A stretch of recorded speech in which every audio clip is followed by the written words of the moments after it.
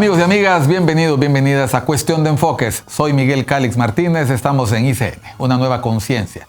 Contentos, como todos los días, de conversar con nuestros invitados e invitadas de los temas que hacen titulares, de los temas que hacen noticia, de los temas que llenan portadas, de los temas que usted sigue en redes sociales como las redes sociales de ICN, ICN.digital. Bueno, los temas se abordan desde distintos puntos de vista, desde distintas perspectivas, desde distintos enfoques.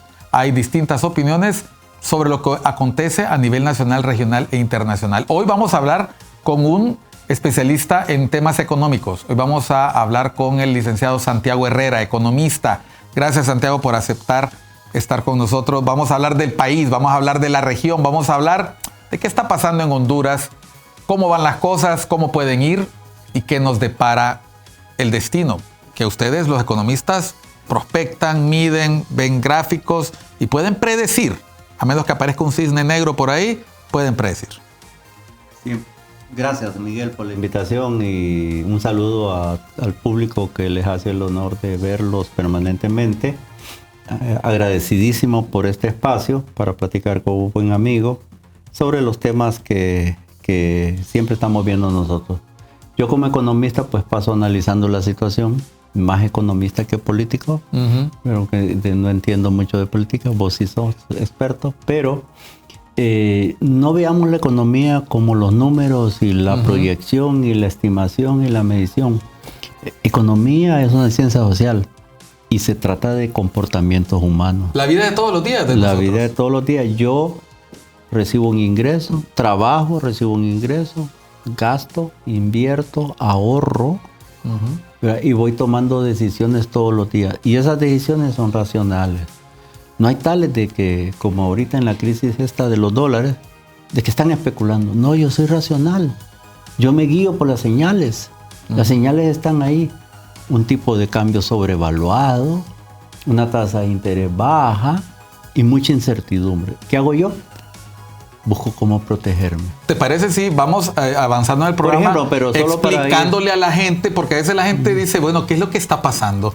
El ambiente de incertidumbre, por más que hablemos de van 2 años de gobierno, obviamente hay optimismo por parte del partido de gobierno, hay preocupación por parte de la oposición, y encontramos que todo esto está contaminado muchas veces de opinión, de sesgo, de lo ideológico, de lo político. Hablemos de números entonces, porque los números sirven para darle credibilidad a la opinión.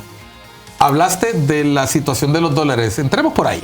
Has empezado con un tema que sigue, que es delicado y que sigue en los titulares, sigue preocupando al sector privado, sigue preocupando a la gente que quiere invertir, quiere comprar, quiere dinamizar su actividad en sus empresas para hacer compras, para poder exportar, para poder importar, y no encuentra suficiente divisa. Sí, fíjate que empezaba yo hablando de las señales porque los agentes económicos nos comportamos como somos, humanos, y somos seres racionales. Entonces yo decía, bueno, y teníamos hasta antes de esta fecha un esquema de asignación de divisas a través de la banca. Sin embargo, el gobierno de la República tomó la decisión en el ánimo disque democratizar la tenencia de la divisa, de cambiarse a un esquema de subasta. ¿Cuándo lo hicieron? El año pasado, ¿no? Sí, a mediados.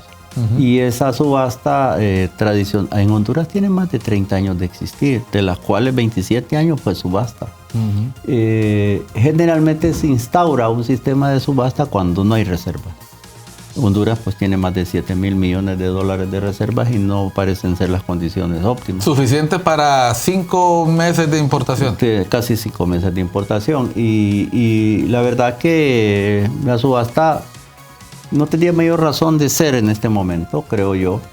Y dadas las condiciones de incertidumbre de las que referías antes, más las señales que se le han mandado al mercado, mire, vamos a mantener la tasa de interés baja. ¿Cuál tasa? La tasa de política monetaria. Es una tasa de referencia. En Estados Unidos le dicen prime a la tasa de los bonos del tesoro. En Inglaterra antes le decían LIBOR, ahora le dicen SOFR. Es la tasa básica. Y a esa tasa básica hay que agregarle riesgo cuando queremos acceder a los mercados financieros. Entonces, en el caso de nosotros, la tasa de interés 3, cuando llegamos a tener inflaciones hasta de 9,80. ¿Por qué tenemos una tasa artificialmente baja manteniendo los lempiras baratos? Y entonces le estabas mandando una señal a los agentes: miren, endeudense en lempiras, que están baratos. Por el otro lado, uno debería de estar devaluando en la formulita de la diferencial de inflación entre la inflación nacional y la inflación de los socios.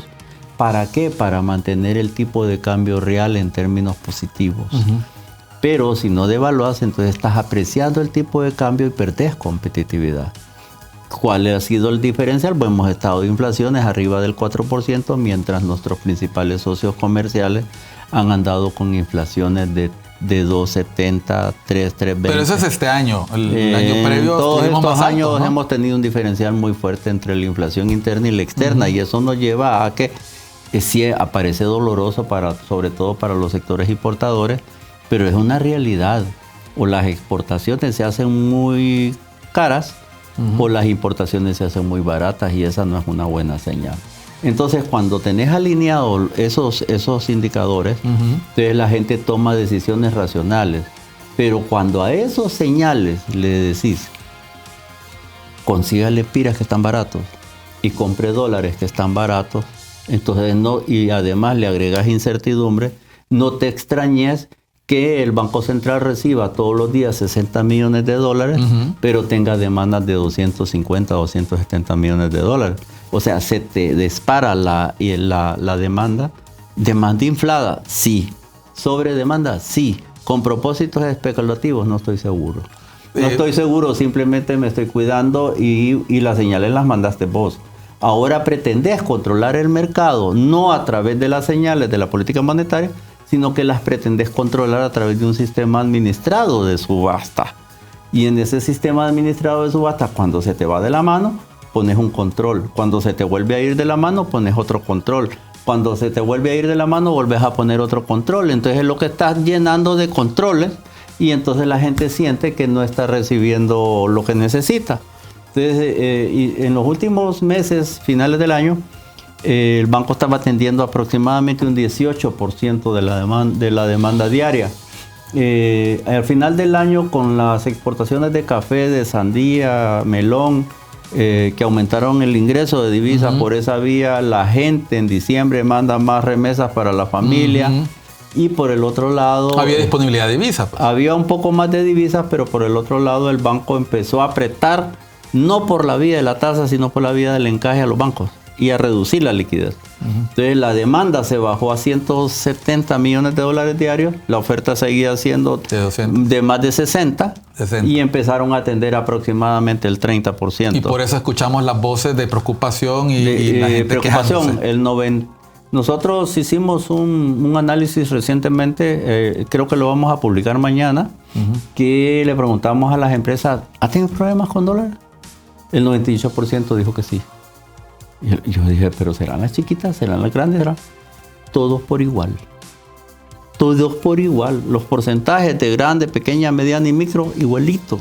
¿Por el comportamiento podríamos esperar que esto va a cambiar este año, el próximo año, o crees que se va a mantener así? Va a depender de varias cosas. La primera, las exportaciones. El Banco Central está haciendo una proyección de crecimiento de las exportaciones de 6.1%. Yo personalmente no soy tan optimista. ¿Por qué no soy tan optimista? Porque la economía global se va a desacelerar aún más. Ya el 2023 fue un año de desaceleración. Por ejemplo, los Estados Unidos tal vez creció 2.1, pero el otro año va a crecer 1.5. ¿Por qué es tan importante estar pendiente de lo que pasa en la economía norteamericana para los hondureños? Porque nosotros somos una economía pequeña y abierta, y por lo tanto expuestos a los choques externos. Lo que nos pasa afuera nos impacta en el crecimiento. Por ejemplo, este año pasado Estados Unidos dejó de comprar casi un 29% de prendas de vestir a nivel global. Y en Honduras dejó de comprarle al sector maquilador 23.4%. Eso significa que hubo un déficit de la maquila en venta a los Estados Unidos. Y en total de exportaciones, porque también tuvimos invadida la palma, el banano, la caña. y tenemos dificultades en las cosechas de café. Entonces eso puede pegar en las exportaciones y por eso es que no puedo, yo por lo menos no puedo ser tan optimista. Por el otro lado, la otra fuente de recursos son las remesas. Las remesas el año pasado fueron casi más de 9.000 millones de dólares. ¿Se mantuvieron estables? No. Sí mantuvimos el ritmo, claro, pero no el ritmo de crecimiento. Okay. El año pasado las remesas crecieron 5.8%, pero en el 22 habían crecido un 22%. ¿Esto es producto de la misma desaceleración norteamericana? Probablemente. Y a esta fecha, hoy, las remesas están decreciendo por primera vez en 10 años en un 4.6%. O sea, llegó ese momento que temíamos de que íbamos a tener un punto de inflexión y por la forma en que se está moviendo la economía norteamericana, el año político norteamericano, ¿tú piensas, Santiago, que eso se puede revertir o la política migratoria nos va a golpear ahí? No creo que la política migratoria nos vaya a golpear más de lo que ya nos está golpeando. Pero sí hay desaceleración de la economía, de la economía norteamericana como se prevé, igualmente que la economía europea, que son principales socios comerciales, que está desacelerando fuertemente.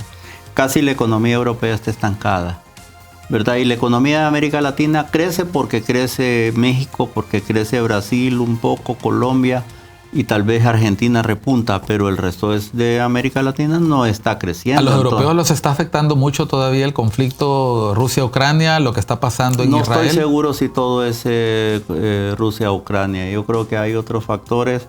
Recuerda que para controlar la inflación, los bancos centrales, tanto el europeo como el norteamericano, subieron las tasas para controlar la inflación. Solo en Honduras no se subió. Ajá. De todo el mundo, solo en Honduras no es. ¿Por qué? Por una decisión política, no de política monetaria. ¿El efecto inmediato es? Porque Honduras quería privilegiar el crecimiento económico. Claro. Y mantener baja la tasa de interés acelera el crecimiento, supuestamente. Pero eso es más lento. O sea, la reacción no es inmediata. Sin embargo, si tenés alta la inflación y subís la tasa de interés y subís entonces la inflación cede. Aunque en Honduras no cede tan rápido, cede en 6, 8, 9 meses. En Estados Unidos cede casi inmediatamente. Entonces, para mantener controlada la inflación, subieron la tasa y eso desaceleró la economía. Y es probable que el Federal Reserve y el Banco Europeo hayan dejado por demasiado tiempo esas tasas de interés tan arriba, que hoy estamos teniendo por sinergia las consecuencias de esa desaceleración. Bueno, miren ustedes, para poder entender lo que está pasando en Honduras, uno debe comparar lo que está ocurriendo en otros lugares. Mientras en otros lugares se toman decisiones de política económica acordes al contexto y a la realidad internacional, a veces aquí se toman decisiones que tienen otra motivación. Vamos a hablar sobre eso. Me gustaría que vieran esa gráfica. A la vuelta, ¿te parece? Vamos a una pausa y vamos a entrar con las gráficas, porque así ponemos un poquito de color y comprensión a ustedes. Estamos en Cuestión de Enfoques con el economista Santiago Herrera. Ya volvemos.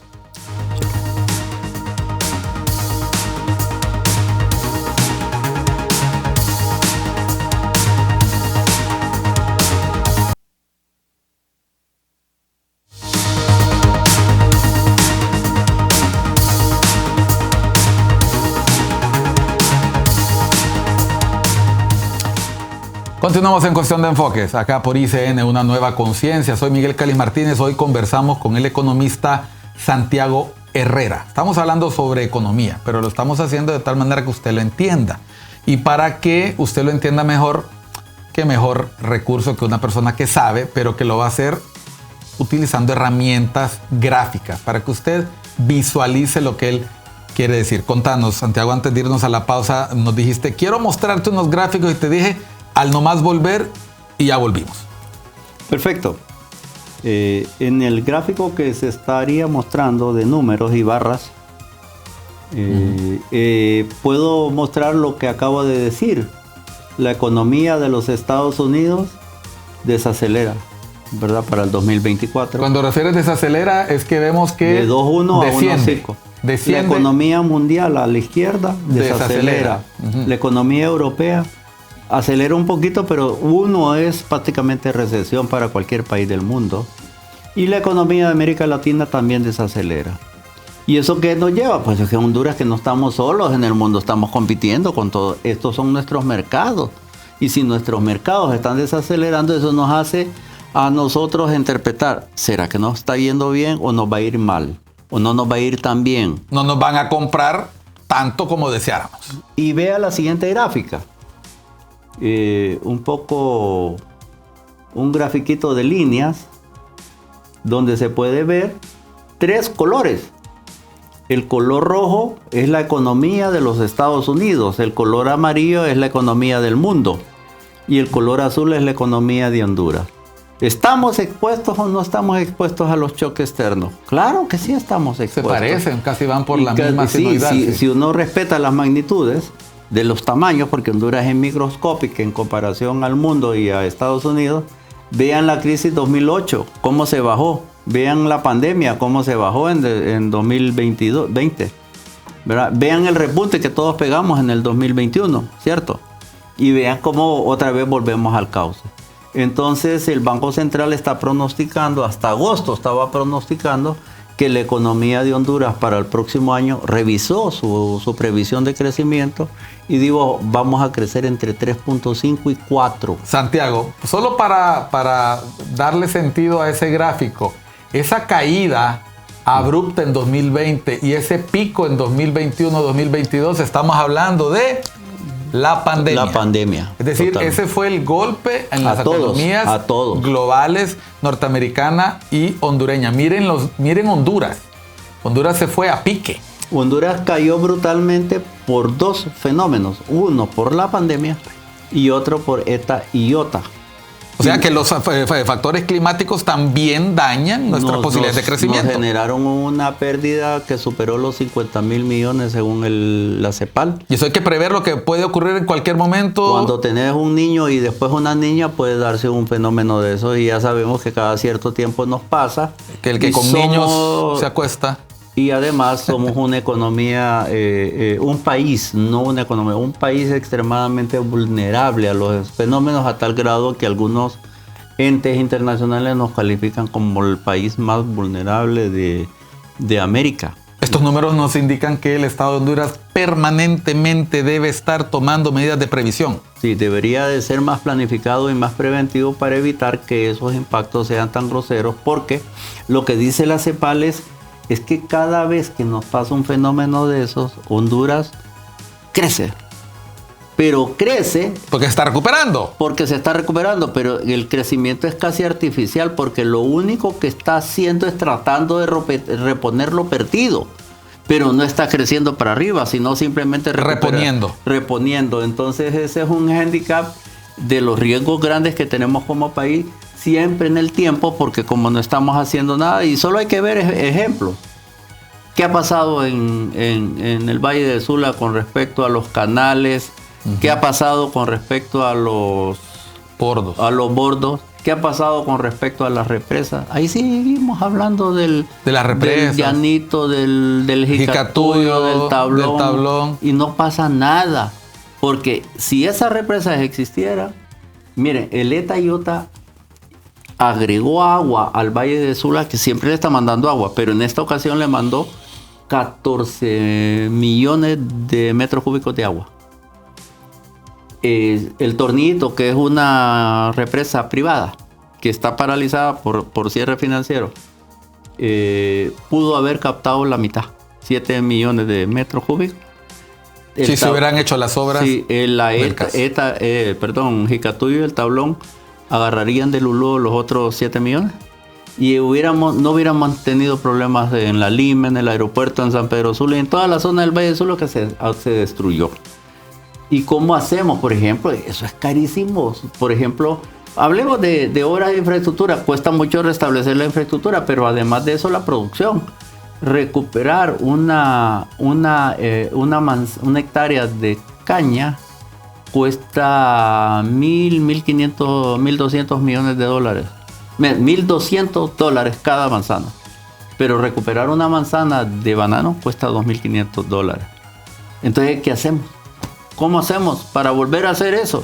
Y todavía vienen las compañías, como una bananera puede decir, ¿yo por qué lo voy a hacer? Si yo no estoy viendo que hay ninguna recuperación de los bordos ni los canales, o sea que vuelve a llover y me vuelvo a inundar, ¿y por qué lo voy a hacer? Ese es el tema de la vulnerabilidad en estos países. ¿Estamos avanzando como país para poder hacer frente a estos problemas? Todavía no lo vemos. Estaba viendo hoy en la mañana al señor ministro de Infraestructura diciendo que el gobierno de la República ha reservado en su presupuesto 500 millones de lempiras para el estudio técnico por ejemplo, del ferrocarril, del corredor interoceánico, y otro monto grande para los estudios de las represas, que tienen hoy una dificultad. Desde el momento en que se pensaron a hoy, toda la cuenca está llena de gente. Entonces, ¿cómo hago yo para hacer reasentamientos humanos sin las complicaciones que eso implica, para poder desarrollar las obras? Y las obras no se hacen de hoy a mañana. Unas obras de esa naturaleza pueden demorar 3 años antes de ponerlo en operación comercial. Eso no es tan fácil, pues. O sea, por un lado el estudio técnico, por el otro lado los reasentamientos, por el otro lado las obras. Vos tenés que encargar compuertas, vos tenés que encargar turbinas, no es que ahí están hechas, en el supermercado, cómprelas. No es así nomás. Y lo más importante, Santiago, es la decisión política, porque es una decisión política que, como va a afectar a distintas poblaciones, a distintos sectores, tiene que ser consensuada con los distintos sectores y no tiene que ser objeto de una discusión política que no acaba. Estamos hablando de inversiones que trascenderán gobiernos, de compromisos financieros que trascenderán décadas, y que tiene que haber un acuerdo, porque se trata de no hacer nada que entorpezca la misión de llegar a ese objetivo solamente por problemas políticos o discursos. Lo otro es que todos conocemos la problemática financiera, fiscal del gobierno, o sea, su incapacidad para poder hacer inversiones de gran magnitud. Hablemos de la parte fiscal ahorita. Por sí mismo. Espérate. Pero ahí lo que quiero decir es lo siguiente. Cuando el gobierno, la primera decisión fuerte que toma es reformar la ley de energía eléctrica. Okay. Y una de las decisiones que está ahí, que casi no se habla de ella, es que decide recuperar la soberanía del sector energía y paralizar prácticamente la inversión privada. Se eliminó la ley. En la ley prácticamente se elimina y se coarta la posibilidad de las inversiones privadas. Entonces, ¿quién va a hacer las represas? Porque los que lo podrían hacer no lo pueden hacer, y el gobierno tiene dificultades para andar. Entonces, bueno, tenemos expectativa de que efectivamente el gobierno cumpla con esas decisiones y lo haga. Pero entre tanto vamos a seguir sufriendo apagones y otras, aunque el gobierno acaba de lanzar un programa para combatir la posibilidad de los apagones. Apagones le cuestan mucho a este país. O sea, solo el año pasado, para que lo sepa, tuvimos 11.100 apagones. El kilovatio dejado de servir a nivel nacional cuesta $1.50. Cada vez que un kilovatio se apaga, $1.50. Promedio nacional. No es lo mismo un kilovatio dejado de servir en La Mosquitia que un kilovatio dejado de servir en San Pedro Sula. Sí. Probablemente allá vale 50 centavos, pero en el Valle de Sula vale $3. Y el impacto es mayor porque paras la economía. De hecho, perdimos casi 89 millones de lempiras por mes durante todos los apagones. Solo para darte de una situación que podía preverse. Podía preverse porque se tuvo que haber comprado la energía en el mercado de oportunidad regional. Cuando estaba barata. Se tuvieron que haber hecho las licitaciones del caso en tiempo. No se hicieron. No se hicieron, y ahora se hizo una que tal vez entren algún día las empresas que resulten ser adjudicadas, porque todavía no conocemos oficialmente la adjudicación. Te puedo hacer una pregunta. Cuando hablaste del mercado del subsector eléctrico, hay que recordar que Honduras no está aislada en la región centroamericana, y que los problemas climáticos que impiden la generación de energía hidroeléctrica, los problemas que afectan la generación y distribución son prácticamente los mismos. Por lo tanto, si nosotros llegamos tarde al mercado, encontramos energía más cara. Sí hay. Sí es que hay. Porque tal vez probablemente tuvimos que haber hecho compras en noviembre para que cuando se diera la ventana de la sequía, tuviéramos el espacio reservado. Pero si esto ya se sabe, si tenemos ingenieros capacitados, si tenemos una comisión reguladora de energía eléctrica, si tenemos personas que tienen un amplio conocimiento sobre la materia, el ministro de Energía y otros ministros, ¿por qué no se toman esas decisiones? Buena pregunta. Aquí ha hecho falta estudio, ha hecho falta planificación y sobre todo, pero sobre todo ha hecho falta voluntad política de hacer las cosas bien en tiempo. Esto no es no podemos seguir como país viendo los grandes problemas como temas ideológicos políticos, ¿verdad? Y cuando uno escucha los discursos de ministros y de otras personalidades vinculadas al gobierno, da la impresión que los problemas del ENE son políticos, que los problemas de Hondutel son políticos. No, son temas estrictamente técnicos. Y por eso en la Ley General de Industria Eléctrica, que está vigente todavía, aunque fue reformada para quitarle, se decía eso, simplemente hay que hacer la planificación, el órgano correspondiente para hacer la planificación, y hay que hacerlo. La ENET tiene que contratar energía por el 100% de la demanda más un 10% de reservas para que cuando tenga esos bajones, tenga la reserva para atender la demanda. Pero si no lo hace, entonces no nos quejemos de qué poco nos quiere Dios porque nos manda este fenómeno. No hay tales, uno se prepara para esas cosas. El día de ayer tuvimos a un diputado del partido de gobierno, partido Ramón Barrios, y él decía que él piensa que hay demasiada sensibilidad a la crítica, que muchas veces la crítica que se hace de distintos sectores no debe molestar porque dice el problema y lo que hay que hacer es asumirlo. Y lo decía con mucho criterio, de manera paladina, decía, hay que escuchar. A veces el comentario no es personal, es realmente orientado a usar. Yo creo que este tema de energía nos permite pasar al tema fiscal, que me dijiste, espérate, y yo voy a aprovechar ahorita. Claro.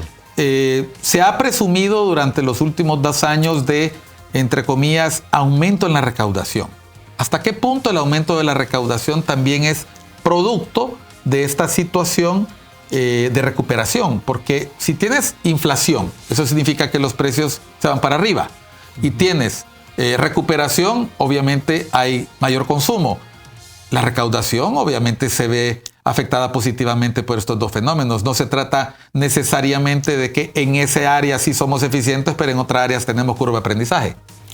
Fíjate que el año pasado se hizo un presupuesto de ingresos del Estado y se alcanzó la meta más o menos en un 75%. Más en el impuesto sobre ventas que en el impuesto sobre la renta. Y eso que te dice que en el impuesto sobre la renta las sociedades tuvieron dificultades para alcanzar sus propias metas. Las ventas sí superaron un poquito, pero siempre se quedaron debajo de la meta. Ese es el primero. No se cumplieron las proyecciones. Segundo, para este nuevo año en el presupuesto 2024 se está dejando una meta de crecimiento del impuesto sobre venta del 15%, del impuesto sobre venta del 10%, sobre la renta del 10%, y en 4 de los más de 100 impuestos que tenemos en Honduras, 4 concentran el 80 y pico % de los ingresos tributarios del país. Y eso está hecho en base a que se supone que la economía va a crecer. Pero ¿qué pasa si sucede lo que hemos venido viendo de la economía mundial? Que las exportaciones se nos caen, que las remesas se nos caen. Que esas son las señales de estos meses. Y entonces uno dice, ok, no vamos a cumplir las exportaciones, no vamos a cumplir la remesa, no vamos, lo que podíamos cumplir tal vez son los desembolsos, porque sí el gobierno ha hecho un esfuerzo por cumplir los compromisos de deuda. No, los compromisos de deuda los ha cumplido al 100, pero me refiero a los desembolsos de los préstamos. Ah, ok. Porque los préstamos, una de las buenas decisiones del Congreso, que estuvo detenido por más de 132 días, fue recientemente aprobarle los financiamientos que estaban parados con más de 900 millones de dólares.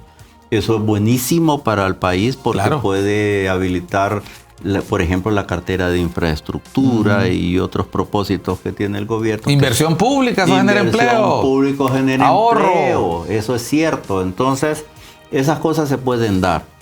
Pero si no se cumplen las metas de crecimiento de los impuestos, como ellos lo están previendo en este presupuesto excesivamente optimista, entonces eso significa más deuda. Pero el problema es que la deuda ya está exacerbada porque los vencimientos que vamos a tener en 2024, 2025, 26 y 27 de bonos soberanos son brutales. y entonces y la deuda externa no la puedes ir a renegociar porque está en términos concesionales o porque son bonos soberanos. Y eso es pecado mortal, ir a renegociar un bono. Y por el otro lado, la deuda interna pues se mantiene también alta. Y ahí podría haber espacio de renegociación con los bancos y los institutos de pensión no tanto para reducir deuda o condonar deuda, no, sino para reducir el flujo de caja, que no nos castigue tanto, porque de lo contrario, si los pronósticos de ingresos no se van a dar, voy a tener la necesidad como país de endeudarme más.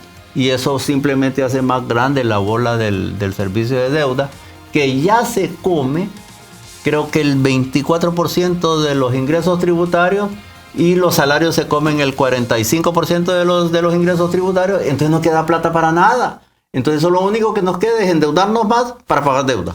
Y eso no puede ser. Vamos a seguir hablando sobre este tema al volver de una pausa. Si usted se fija, no se trata de crítica, se ha hecho esto bien, pero ojo, a veces en ese afán de ganar la opinión pública y demostrar que todo está bien, no preparamos a nuestra población como autoridades, como medios de comunicación, a que podrían venir época de vacas flacas. Hay que ser claro con las cifras. Si hay que apretarse la faja, pues se dice. Si es momento de gastar, se dice. Si es momento de invertir, se dice.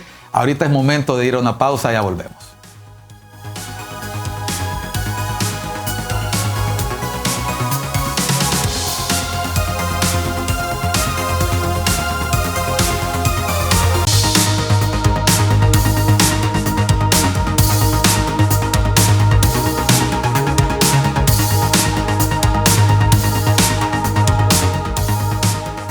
Continuamos en Cuestión de Enfoques acá por ICN, una nueva conciencia. Hoy estamos hablando con el licenciado Santiago Herrera, economista. Estamos hablando de temas de país, de temas sobre la economía nacional, economía global, porque están interrelacionados. Antes de irnos a la pausa, hablábamos de lo importante que haya recaudación y que las metas de recaudación sean realistas. Sí. El presupuesto se hace precisamente haciendo proyecciones de recaudación. Sin embargo, las señales en los primeros meses del primer trimestre no son alentadoras. Hemos tenido reportes de baja en las exportaciones de café, que es uno de nuestros principales productos de exportación. Sabemos que ha pasado algo similar con el camarón, sabemos que la maquila también ha sufrido, sí. Y no necesariamente por situaciones del país. También la economía global se ha desacelerado y si no hay suficientes ingresos, si no hay suficiente inversión nacional o inversión extranjera en el país, pues no hay empleos. Y si no hay empleos, no hay recaudación. Y si no hay recaudación, el Estado le incumple a la población. Y esto es una cadena. ¿Cómo estamos con el tema de las posibilidades de inversión en el país, Santiago? Porque cuando uno ve los datos a nivel internacional y algunas situaciones como la que has mencionado del uso de la divisa, eso no es un panorama alentador para un inversionista. No. Mira, recientemente el Consejo Nacional de Inversiones tuvo a bien invitarme a mí a que les enseñara cómo estaban los indicadores internacionales mediante los cuales nos miden y por qué son importantes los indicadores internacionales. Porque es lo primero que mira el inversionista cuando está decidiendo quién es el país donde voy a ir a invertir. ¿Qué factores ve? Ve competitividad, ve seguridad jurídica, Estado de Derecho. Que se cumpla lo que dice la Constitución y las leyes. Libertad económica. Ok, que se pueda trabajar sin ningún riesgo para tu inversión. Ve seguridad. Okay. Ve otras cosas, pero los indicadores no nos ilustran, no nos miden bien. No es que no nos miden bien. Nos califican mal. Porque tenemos un clima sumamente deteriorado según aparecen esos indicadores. Podemos hacer un símil con lo que pasa con una persona que antes de que el banco le preste se fija cómo está en la central de riesgos. Hay que evaluarlo y ahí vamos. ¿En qué se fija? Primero se fija en cuál es la imagen de este país. ¿Cuál es la imagen de Honduras ahorita? Pues en medio de un juicio de un expresidente por narcoactividad, nada buena. Ok. Primer punto, nada bueno. ¿Y quiénes se encargan de hacer este discurso más malo? Los funcionarios del gobierno. Solo hay que oír los discursos de la misma señora presidenta cuando va a esos foros internacionales, todo lo que dice del país. Había un proverbio árabe que decía que no hay que hablar mal del camello porque después no lo vas a poder vender. Ese es un tema. El segundo tema se llama seguridad jurídica. ¿Cómo estamos en seguridad jurídica? La institucionalidad resquebrajada. Problemas de legalidad o de legitimidad en el Congreso, problemas de legalidad o legalidad en la Corte Suprema, problemas de legalidad con el Ministerio Público. Y quizás el problema más grave ahí no es la toma de decisiones políticas, sino que cuando hay esas diferencias que enfrentan al oficialismo y la oposición, como que uno no encuentra quién dirime el conflicto. Exactamente. ¿No? Eso lo hacen las Cortes. Vos que sos un experto en temas de encuesta, solo tenés que ver cómo la gente está percibiendo a estos organismos y dices, no. Oigan, en seguridad jurídica tenemos más de 42,000 hectáreas de tierra invadidas en el país. ¿Quién nos defiende? Y entonces uno oye que la tal Comisión de Seguridad de la Tierra del INAH solo se reúne con los invasores, no se reúne con las empresas. Seguridad ciudadana, el índice de homicidios por cada 100,000 está más o menos en 34, ha bajado un poco con relación a los últimos años, pero la extorsión sigue siendo muy fuerte. Las empresas gastan más de 4,000 millones en servicios de seguridad privada, pagan más de 4,000 millones en tasa de seguridad y pagan más de 20,000 millones en extorsión.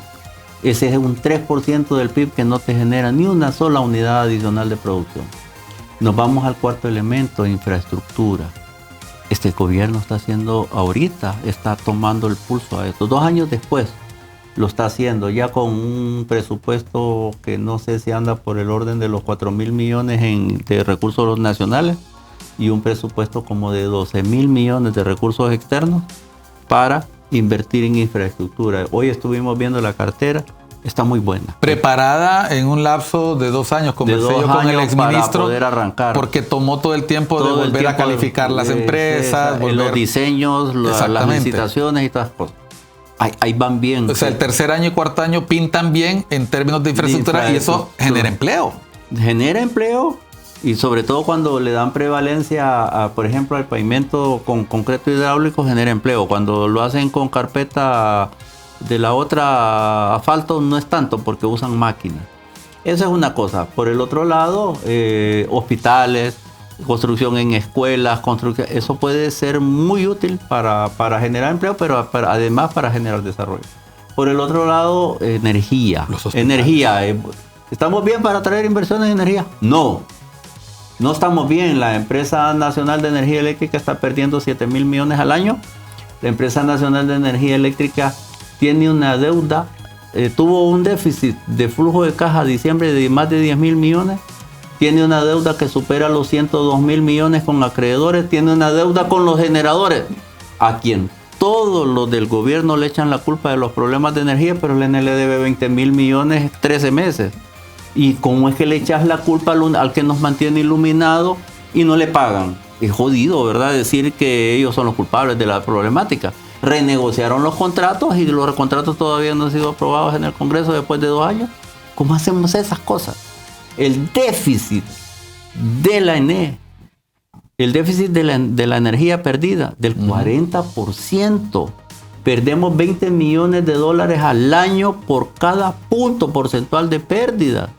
Crearon una tal fuerza de reducción de pérdidas, todavía no reduce ni un 1% de pérdidas, para nada. Es decir, tú lo que estás diciendo es que hay una serie de elementos a los que hay que prestarle atención si se quiere mejorar ese ambiente, ese clima de inversión y reducir ese riesgo. Y nos vamos al siguiente punto, que es fuerza de trabajo. Ya, antes de la pandemia teníamos un gap en la pertinencia. Cuando digo pertinencia es cómo se ajusta la oferta formativa, por ejemplo, del INFOP, a las demandas del sector productivo. Ahí hay un gap, una diferencia muy fuerte, porque el INFOP no está formando gente para ir a trabajar de manera productiva, ni para insertarse con éxito en el mercado de trabajo. Con suerte en este momento está preparando gente para que se vayan a Estados Unidos a buscar chamba porque aquí no consiguen, ¿verdad? Entonces, si no cerramos esa brecha y viene la pandemia y nos impone un nuevo modelo del empleo post pandemia, que es totalmente distinto al anterior, es mucho más electrónico, es más informatizado, es más digital, es más todo. Y entonces esa brecha se ensancha más. Y entonces yo veo que México, el país de AMLO, acaba de aprobar un paquete de incentivos para que las nuevas inversiones que están llegando con el nearshoring puedan capacitar a la gente en las nuevas técnicas y que lo que gasten en los próximos 3 años les descuentan hasta el 25% de lo que hayan gastado. No, son incentivos. Son incentivos. Entonces, ¿cómo es que AMLO sí está trayendo y está haciendo lo correcto? ¿Cómo es que nosotros nos vamos al último punto? Incentivos. Deroguemos los incentivos porque las exoneraciones son perversas y lo único que hacen es enriquecer más a unos y empobrecer más a otros, y por lo tanto emitamos una ley de justicia tributaria que elimine de una vez por todas esas cosas. El Salvador aprobó, Bukele, su nuevo paquete para atraer empresas tecnológicas. No solo es inversión, no solo es empleo, sino que dar un salto tecnológico como economía. Costa Rica trajo 2.800 millones de dólares en el 2023 y nosotros 761 millones de dólares. Pero además Costa Rica trajo de nuevas inversiones de Intel y nuevas inversiones de Johnson & Johnson, por ejemplo, ¿verdad? Y México atrajo 33.000 millones de dólares este año. Hay zonas de México que ya no son México, ya son otra cosa, porque están haciendo, y solo para dar una idea, los hondureñitos que se nos van, los amigos, los paisanos que se nos van a los Estados Unidos el año pasado a noviembre, se habían quedado detrás de la frontera norte o frontera sur de los Estados Unidos 183.000 hondureños. De esos, más de 43.000 hondureños ya habían pedido visa de trabajo en México porque México está trayendo inversión externa. Y entonces nosotros, México tiene un presidente que se tilda de izquierda, pero le entiende al negocio. Miren ustedes lo que acaba de mencionar Santiago. No somos el único que tiene problemas para atraer inversión, pero hay que crear incentivos. Vamos a hablar sobre eso en el último segmento, acá en Cuestión de Enfoques, hoy con el licenciado Santiago Herrera, economista. Seguimos por ICN, Una Nueva Conciencia.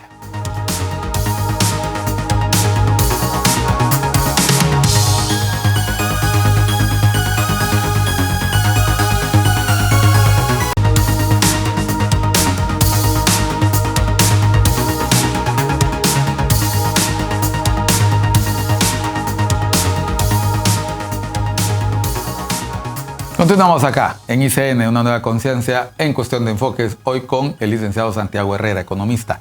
Santiago, antes de irnos a la pausa, hablabas de los incentivos que se han adoptado en naciones cercanas, México, El Salvador, Costa Rica, para atraer inversión tecnológica. Al punto tal, mencionabas que en el caso de hondureños y hondureñas que han migrado irregularmente hacia el norte, muchos decidieron al final no traspasar la frontera porque habían suficientes fuentes de empleo en México. Empleo, estamos hablando de empleo. El hondureño busca empleo y para lograr mejorar sus condiciones de vida lo hará aquí o en cualquier lugar. Y en aquel lugar donde encuentre trabajo, ahí recalará. ¿Qué se necesita para que esos empleos ocurran aquí? Bueno, empecemos por aclarar un poquito los datos. Hay 2.3 millones de personas con problemas de empleo. ¿Ok? Un 6.4% en desempleo abierto. O sea que están trabajando, no están trabajando, pero están buscando trabajo. Hay una cantidad de personas que están desalentados. Casi 150,000. Que buscan trabajo, no encuentran, buscan trabajo, no encuentran y dejan de buscar. Tenemos 972,000 jóvenes en edad de estudiar y trabajar que no estudian, se llaman ninis. Y ese es un sacrificio para la producción de hoy, pero también para la producción del futuro. ¿Por qué? Porque nos están formando para el trabajo. Solo un 43% de las mujeres participan del mercado laboral. Un 78% de los hombres participan. Solo hay 840,000 hondureños afiliados al seguro, de casi 2 millones de personas con trabajo. Aún siendo un derecho humano universal y constitucional de Honduras. Entonces el panorama nos lleva a lo que el INE dijo, porque no podemos decir de otra forma que tenemos un 64% de personas pobres, datos que parece que todo el mundo puso en duda, y que cada más de 6 son pobres y casi 4 son extremadamente pobres. Y eso es una tragedia. Por eso es que como el Consejo Hondureño de la Empresa Privada propuso el Pacto por el Empleo. Porque necesitamos asegurar que el hondureño tenga oportunidad. Y que tenga una oportunidad que le genere un ingreso. Y que ese ingreso le genere bienestar a la familia hondureña. Tenemos que trabajar en eso, tenemos que trabajar en la seguridad. Ya dije 7, porque lo que vale para los externos también vale para los internos. Tenemos que trabajar en la seguridad jurídica. Tenemos que simplificar todos los trámites complicados, ir hacia un gobierno digital que elimine la discrecionalidad en los trámites administrativos, el cobro de coimas y otras cosas. Tenemos que trabajar en el Infop fuertemente. Tenemos que crear los incentivos correctos para que las empresas puedan trabajar tranquilamente. Por ejemplo, casi el 77% del empleo está en el sector informal, ¿verdad? Casi el 58% trabajan en empresas de menos de 10, la mayoría informales. Y ahí no hay protección social, ahí no hay beneficios. Claro que esa gente se quiere ir, porque allá prefieren arriesgar la vida a cambio de tener un empleo digno, decente y tener cómo darle de comer a su gente. Si no se han ido más es porque la remesa ha mantenido a la gente aquí. Pero cuando casi 6 o 7 de las personas quieren irse, de todos los hondureños están pensando en irse, y algo sorprendente, en la medida en que aumenta el nivel de educación, va bajando la intención de irse.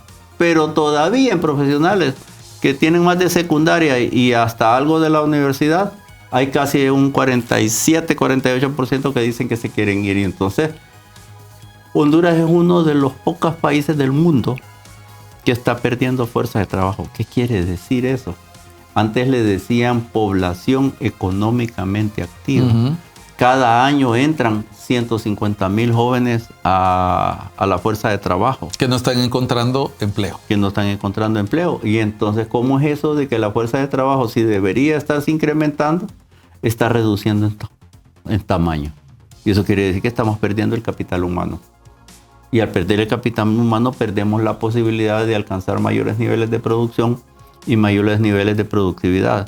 ¿Cómo podamos aspirar a crecer a un ritmo sostenido de crecimiento que haga sentir el bienestar a la gente arriba del 4 o 5% de manera sostenida si la gente que está en edad de trabajar, si 1 millón de jóvenes no trabajan ni estudian, si el 57% de las mujeres no están participando de la fuerza de trabajo, no están trabajando productivamente?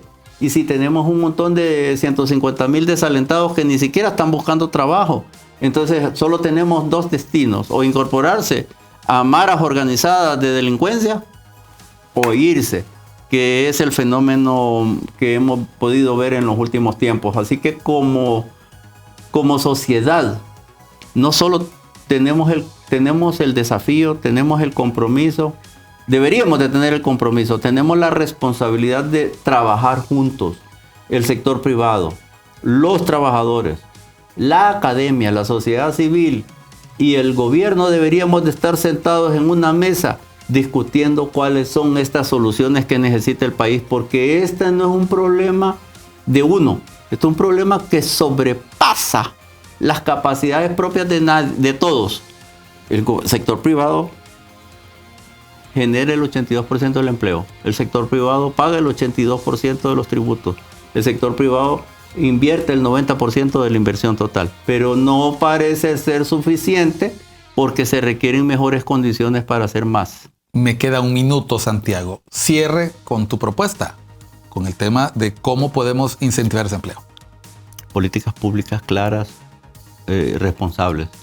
Seguridad jurídica. Incentivos claros. ¿Dialogar? Dialogar es el principio del Pacto por el Empleo. Es a eso que hemos estado llamando al gobierno de la República, pero las reacciones son virulentas. Son como que hemos atacado a alguien. No hemos atacado a nadie, solo hemos dicho, señores, hay que sentarse a trabajar juntos. Ahí hay 5, 6, 8 principios básicos de los que deberíamos de estar hablando en esa mesa. pero todavía nadie nos convoca. Hicieron una propuesta en el CES, el gobierno, una política refundacional del empleo que más parece de interés para no perder fondos europeos que con el propósito de verdad de atacar la realidad del empleo que tiene Honduras, que tiene el hondureño, que está haciendo que perdamos la fuerza de trabajo que se nos va, que perdamos el capital humano y que estemos sacrificando, no el hoy, estamos sacrificando el futuro de la sociedad. Y si no somos capaces de revertir ese fenómeno, de aprovechar el bono demográfico positivamente, entonces en nada estamos, porque el propósito social del bienestar del pueblo debería de primar siempre sobre todo lo demás. Y ese es el reto al que está llamado el pueblo hondureño a enfrentar, a juntar esfuerzos para poder resolver los problemas de todos, porque no se tratan de problemas de un gobierno o solo una generación. Estamos hablando de generar condiciones dignas de vida para todos los hondureños y las hondureñas. Gracias, Santiago. Dijimos que íbamos a terminar hablando de empleo y al final Santiago ha terminado recordando que es un deber ver las propuestas, discutirlas, dialogar sobre ellas y llegar a acuerdos. La sociedad hondureña necesita superar sus diferencias. Habrá conflictos, sí, pero ese conflicto debe llevarnos a entendernos y el objetivo es el bienestar común, el bienestar de todos, la seguridad de su familia, la nuestra y de nuestros televidentes que hoy han estado disfrutando de Cuestión de Enfoque. Gracias, Santiago, por tu participación nuevamente. Gracias a ustedes por su sintonía. Siga disfrutando de ICN, una nueva conciencia. Nos vemos pronto.